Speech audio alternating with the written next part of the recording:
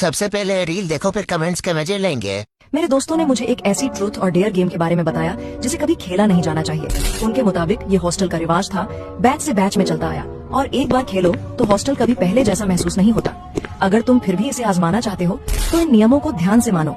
नियम 1, तुम्हें फर्श पर एकदम सही गोल घेरे में बैठना होगा। खिलाड़ियों के बीच कोई जगह खाली नहीं होनी चाहिए। अगर कोई गोल से बाहर जाता है तो खाली जगह ज्यादा देर तक खाली नहीं रहेगी।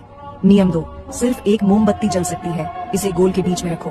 अगर बिना हवा के यह झपकती है तो समझो कोई अनदेखा खिलाड़ी शामिल हो गया है। नियम 3, जब तुम ट्रुथ चुनो तो ईमानदारी से जवाब देना होगा।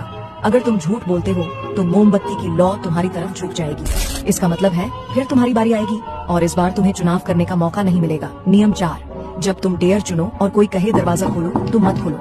यह अब तुम्हारे दोस्त की आवाज नहीं है, ये वो खिलाड़ी है जो कभी गया ही नहीं। नियम 5, अगर सबकी बारी के बाद दरवाजे पर दस्तक सुनो तो उत्तर मत दो, सिर्फ मोमबत्ती बुझा दो। अगर बुझ गई तो तुम सुरक्षित हो, लेकिन अगर नहीं बुझी तो सूर्योदय से पहले सबको छिपना होगा, क्योंकि जब सुबह की रोशनी तुम्हारे कमरे पर पड़ेगी तो जिसने दस्तक दी थी वही आखिरकार अंदर आएगा। शुभकामनाएं। तो चलिए शुरू करते हैं। भैया तू रात को ही क्यों आता है? मेरी फटके 4 नहीं 8 हो जाती है। क्या रात को ये खेलना जरूरी है? सुबह नहीं खेल सकते क्या? नहीं।